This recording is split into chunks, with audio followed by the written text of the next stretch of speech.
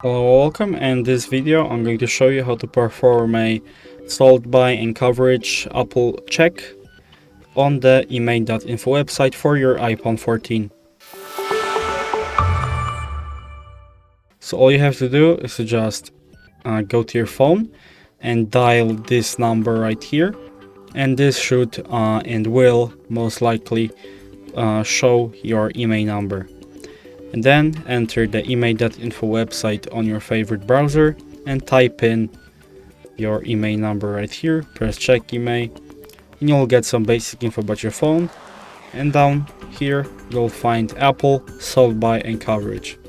When you press on it, you'll be able to make an order and the check will be done for you. So if you enjoyed this video and considered it helpful, leave a like, subscribe, and thanks for watching.